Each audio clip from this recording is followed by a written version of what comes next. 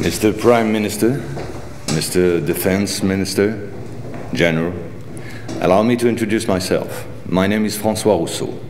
I'm in charge of an informal research group, which does not appear in your organization charts. Our president, to whom I personally and exclusively refer, thought it useful, if not necessary, that I clarify for you a certain number of issues. You think that as initiates you're better informed than most people. Allow me to doubt it. At this very moment, things are taking place. They are somehow serious enough for the informations and documents that I kept for you be revealed to you now. In a word, a manipulative operation unparalleled to this day on a planetary scale is being implemented and will be the final subject of my talk. As regards our era, everything in reality started just before World War II. Hitler had broken certain taboos, such as taking recourse to occultism and secret societies. The Ahnenerbe, a Nazi organization assigned with, among other things, archaeological and anthropological research, found this during an expedition to Afghanistan. This flying object is called Vimana, or Astra, by the Hindus. Moreover, during exploration of the subsoil by the Russians and Chinese in 1927, traces of a very ancient nuclear explosion were detected. Certain sedimentary layers had been atomically vitrified 50,000 years ago. The very same phenomenon can be observed around today's nuclear test sites. One must understand that Hitler, thanks to these discoveries, which he took highly seriously, was going to open a Pandora's box which no government, whether friend or enemy, wished to close afterward. Behind tragic history, which we all know, lies a theory based on the existence of full moons, associated with the four geological cycle. According to Hans Erbiger, founder of the world ice theory, the Earth had undergone 4 semi-global extinctions of life due to the fall of one of these moons. Effectively, as one goes along, the satellite moved closer, gravity changed and triggered some deep mutation of the genetic standard, thereby creating a race of highly intelligent giants measuring approximately between 10 to 13 feet tall. Several tens of thousands years later, the moon crashed, the impact causing a serious rise in sea levels and a nuclear-like global winter. This race of giants was to disappear due to a terrestrial gravity which had grown too powerful and incapacitating for their unusual size. Hitler was initiated to these doctrines, and contacts with Tibet in particular were frequent. The Nazis sought contact with the survivors of ancient civilizations, holders of ancient technologies like the previously described Vimanas. One of these civilizations spread out over the entire planet more than 600 pyramids made of stone, earth, and even iron.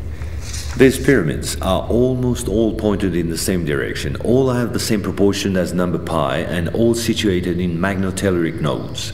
The oldest are in Asia.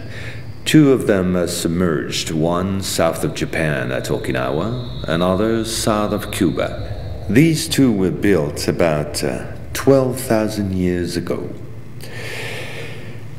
I began by this more archaeological reminder for this reason. Our civilization is the 4th of the cycle which I described previously. Yes, I know that might well hurt our pride. We're neither the first nor the last. One must understand that the study and understanding of several recovered prototypes were the absolute priority to ensure Nazis' domination over the skies. The Allies, in parallel, focused on mastering atom and creating the first nuclear bombs. These secret bases were the center of all research supervised by the Nazis. In one of these bases worked Victor Schauberger, father of the Nazis' UFOs. Schauberger headed the Real Society in charge of anti-gravitational research. He died in 1958 in Texas, while working under protection of the United States on the improvement of his own flying saucers, which have since become American. You will quickly understand that 70% of unexplained aerial phenomena are human in origin and in no way extraterrestrial. Once World War II was over and Nazi technology had been systematically plundered by both Americans and Russians, the first challenge was to carry on and even complete the Nazis' research in great secrecy. The program, called Project Rainbow, especially known for the Philadelphia experiment, was the immediate proof. Mathematician von Neumann, who collaborated with Albert Einstein and Nikola Tesla on behalf of the Navy, succeeded in accidentally teleporting a Cannon-class destroyer escort, the USS Eldridge. These photos, supplied by Morris K. Jessup before his suspicious death, are rare testimonies for this unique experiment. In the same time, the first Indo-Aryan technology prototype trials did not go by unnoticed. The military had come up with a more efficient parade than secrecy. At about the same period, Kenneth Arnold, US Air Force pilot and CIA agent, launched the greatest operation in manipulation ever concerning the existence of UFOs. Making people believe they didn't exist was not the right solution and clearly insufficient. Discrediting enemies and frightening the population by systematic misinformation proved far more efficient. UFOs and parahuman belong henceforth to the movies, television, and collective paranoia, and not to the realm of scientists, as it should have been the case.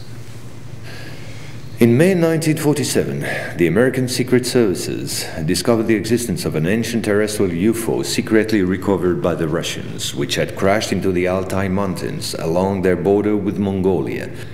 Tension between the two blocs immediately rose a serious notch.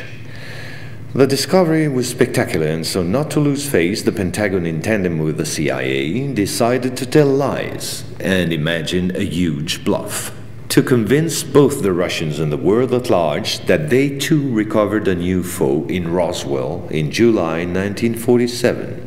Of course, it wasn't true, but the bluff worked all the same.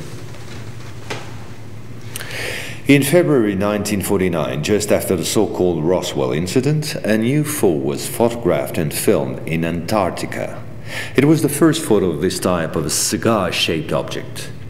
Other appearances were then to follow in one another by cyclic waves. At the same moment, the Apollo program, headed by Werner von Braun, was in full swing, and Dr. Braun in no way favorably welcomed the demand for paranormal experiments, which nevertheless took place during certain Apollo missions. This is the last known experiment on psychic and telepathic amplification, as well as detection of positron particles emitted by the yogi towards the Apollo capsule. But these tests were all eclipsed by the systematic appearance of unidentified objects around orbital flights and the discovery of traces of civilization on the moon.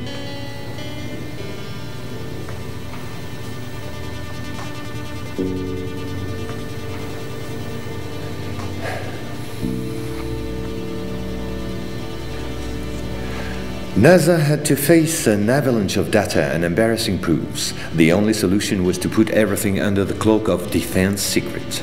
In 1971, the Jason Directive set up a special retouching service whose purpose was to erase all signs of civilizations or ruins on the moon, especially in those photos intended for the general public and the press. In June 1965 has appeared this in a satellite report in the area of Deception Islands, south of Argentina. The Russians tried to sabotage the refloating operation in vain, despite the violence of the confrontation.